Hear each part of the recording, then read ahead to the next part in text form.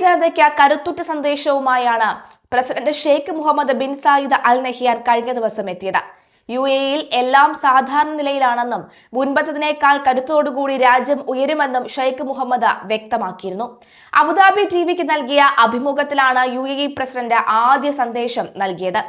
പശ്ചിമേഷ്യൻ സംഘർഷം തുടരുന്നതിനിടയിൽ ശത്രുക്കൾക്ക് ഷെയ്ഖ് മുഹമ്മദ് മുന്നറിയിപ്പ് നൽകിയിരുന്നു. മനോഹരമായ നാടാണ്, അത് കണ്ട് ആരും തെറ്റിദ്ധരിക്കരുത്. ഞങ്ങൾ എളുപ്പം കീഴടക്കാവുന്ന ഇരകൾ അല്ല എന്നും യുടെ അകം കരുത്തുറ്റതാണെന്നും അദ്ദേഹം പറഞ്ഞു. ജനങ്ങൾ രാജ്യത്തിനൊപ്പം ഒരുമിച്ച് നിൽക്കുന്നു. ഒരു മാതൃകയാണ്.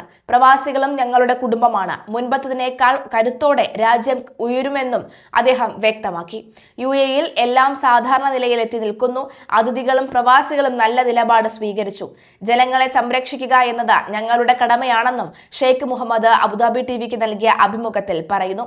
അയൽ രാജ്യങ്ങളുമായി ഒരു പ്രശ്നമില്ലെന്നും തങ്ങളെ ആക്രമിക്കാൻ അയൽ രാജ്യങ്ങളിലെ സ്ഥലങ്ങൾ ഉപയോഗിക്കാതിരുന്നാൽ തിരിച്ച് ആക്രമിക്കില്ല എന്നും ഇറാൻ വ്യക്തമാക്കിയിരുന്നു.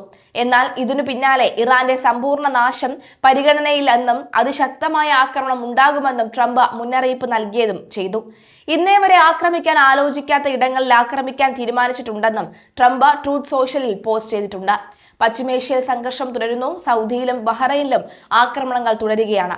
സൗദിയിലെ പ്രിൻസ് സുൽത്താൻ എയർബേസിന് നേരെ ആക്രമണം ഉണ്ടായി. ആളൊഴിഞ്ഞ മേഖലകളിൽ മിസൈൽ വീണു.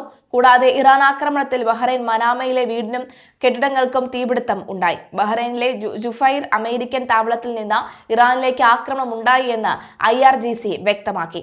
തിരിച്ചടിയെന്ന ഇറാൻ മാധ്യമങ്ങളും റിപ്പോർട്ട് ചെയ്തു. അതേസമയം കുവൈറ്റ് പെട്രോളിയം എണ്ണ ഉൽപാദനം കുറച്ചതായി അറിയിച്ചു. മുന്നൊരുക്കങ്ങളുടെ ഭാഗമായിട്ടാണ് ഇതെന്നാണ് അറിയിപ്പ്. കഴിഞ്ഞ ദിവസവും ആക്രമണത്തിൽ പരിക്കേറ്റ പ്രവാസികളെ നേരിൽ സന്ദർശിച്ച നെഹ്യാൻ എത്തിയിരുന്നു. ആശുപത്രിയിൽ നേരിട്ടാണ് എത്തിയത്. പ്രവാസികളായിക്കോട്ടെ, സ്വദേശികളായിക്കോട്ടെ, വിദേശികളായിക്കോട്ടെ എല്ലാവരുമായി ഒത്തൊരുമയോടുകൂടി ഈ രാജ്യം ഒറ്റക്കെട്ടായി കൂടെ നിൽക്കുമെന്നാണ് പറയുന്നത്. ആക്രമണത്തിൽ പരിക്കേറ്റ എല്ലാവരെയും അദ്ദേഹം നേരിൽ കണ്ട് ആശ്വാസവാക്കുകൾ പറഞ്ഞിരുന്നു.